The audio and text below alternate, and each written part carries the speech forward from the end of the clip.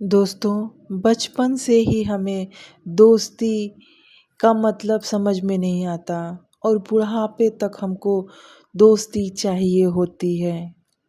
लेकिन क्या सच में दोस्त दोस्त होता है? क्या हमारी मदद कर सकता है? यकीन नहीं होता है दोस्तों। जो अकेला होता है वो भी दोस्त ढूंढता है और जिसके पास दोस्त होता है वो धोखा खा जाता है। उससे कितनी नफरत करता था, उसने पत्थर से यह मांगा। राज को सबक सिखाने के लिए प्रेम अपनी दूसरी इच्छा में राज की सारी दौलत छीन लेता है। दौलत जाते ही राज प्रेम के सामने गिड़गिड़ाते हुए कहता है, मुझसे गलती हो गई, मुझे मेरी दौलत लौटा दो। लेकिन तीर कमान से निकल चुका था।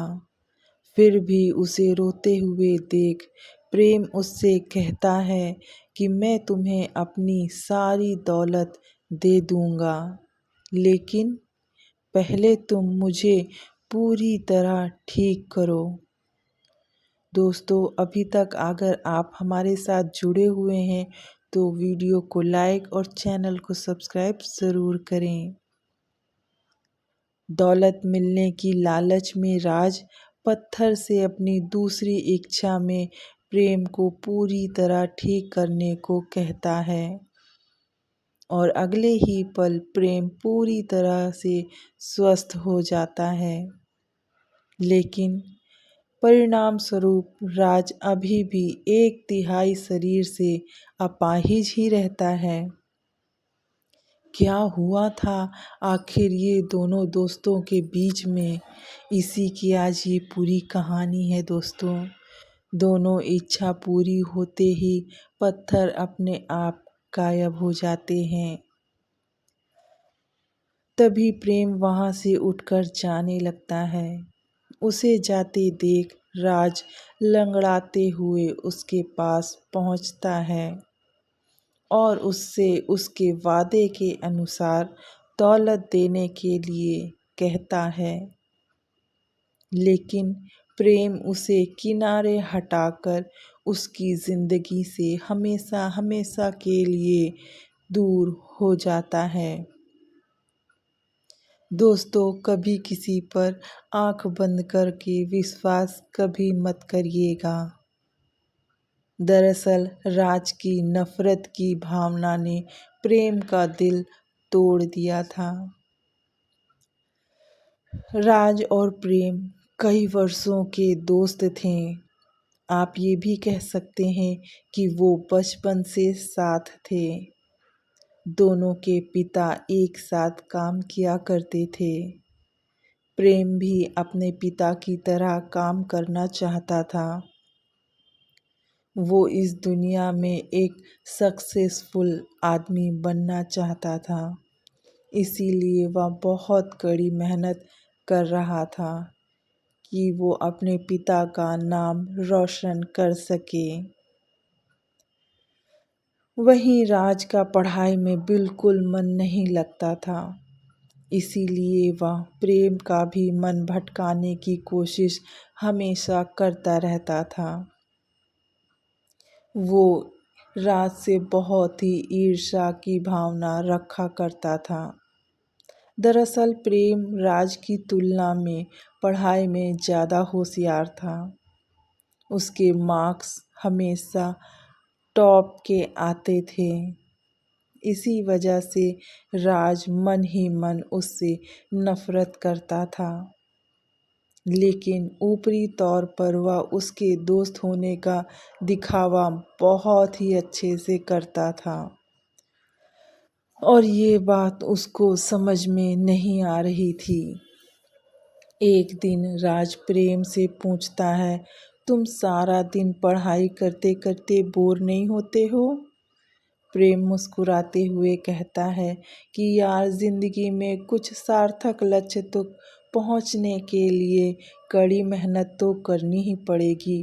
तभी तो हम आगे बढ़ पाएंगे और जीवन में कुछ हासिल कर पाएंगे, वरना क्या ही फायदा। और फिर पढ़ाई करना मुझे बचपन से ही बहुत पसंद है। भला मुझे इसमें कैसी बोरियत महसूस होगी। लेकिन राज पहले से ही बाहर घूमने की योजना बनाकर आया था। इसीलिए वह प्रेम से कहता है कि आज मेरा जन्मदिन है और आज हमें बाहर पिकनिक पर चलना है। तुम्हारा कोई बहाना नहीं चलेगा। प्रेम अपने दोस्त को उसके खास दिन पर नाराज नहीं करना चाहता था। प्रेम अपने दोस्त को बिल्कुल निस्वार्थ भावना से प्रेम करता था। जैसा उसका नाम था प्रेम, वैसा ही उसके जीवन में बस दूसरों के प्रति प्रेम ही प्रेम था। इसीलिए वह बाहर चलने को मान जाता है। दोनों अपनी अपनी साइकिल से निकल पड़ते हैं पिकनिक मनाने के लिए। कुछ ही देर बाद वे एक नदी के किनारे पहुंचकर अपना टेंट लगाते हैं और वहीं बैठकर जाते हैं। कुछ देर बाद राज केक काटता है और प्रेम को खिलाता है। प्रेम भी बड़े प्यार से अपने दोस्त को केक खिलाकर उसके चेहरे पर लगा देता है। दोनों एक दूसरे के काफ़ी अच्छे दोस्त थे, इसीलिए उन दोनों के बीच में कोई तीसरा नहीं था। कुछ देर मस्ती करने के बाद दोनों नदी में नहाने के लिए कूद पड़ते हैं। बहुत ही प्यारी नदी थी वहाँ पर। वहाँ का नज़ारा बहुत ही मनमोहक था। अचानक राज के पैर में किसी का स्पर्श होता है, जिससे वह डर जाता है और नदी से बाहर निकलने लगता है। लेकिन उसी वक्त एक खूबसूरत जलपरी बाहर से आ जाती है। जलपरी को देखते ही दोनों की आंखें बिल्कुल चकाचौंध हो जाती हैं। दोनों उसको अचानक वहाँ पर देखकर हैरान हो जाते हैं। दोनों की समझ में नहीं आता है कि दोनों क्या करें और दोनों ही दोस्त एक दूसरे का चेहरा देखने लगते हैं। दहशत से पैर उनके कांपने लगते हैं। उन्हें समझ में ही नहीं आता कि जलपरी को देखकर उन्हें क्या करना चाहिए और क्या नहीं।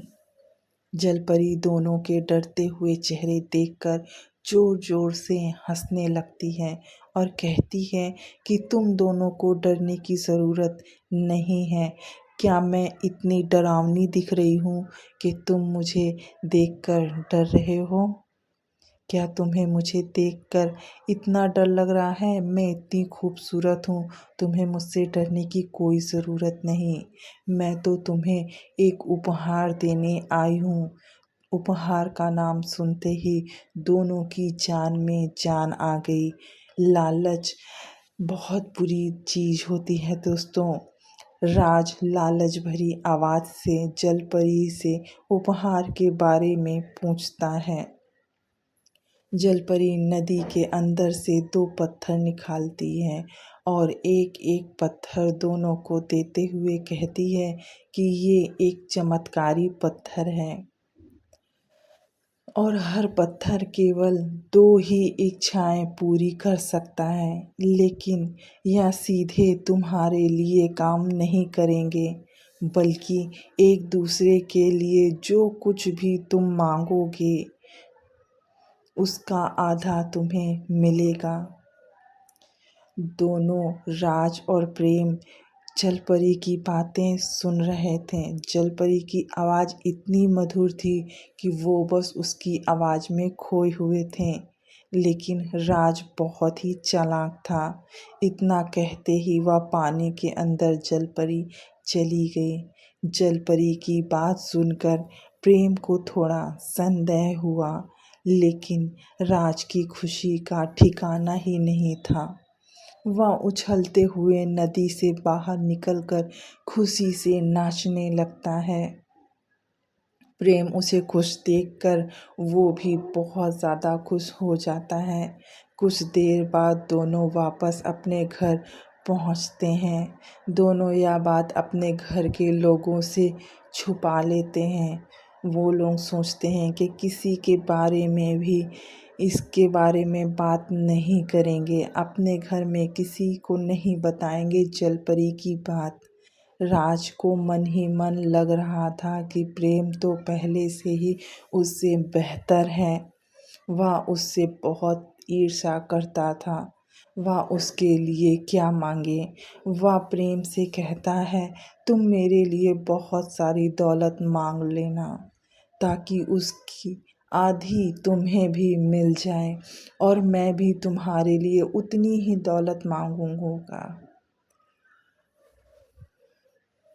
प्रेम अपने दोस्त को समझाता है, धन दौलत तो हम बाद में भी कमा सकते हैं, हमें कुछ और चीज ही मांगना चाहिए।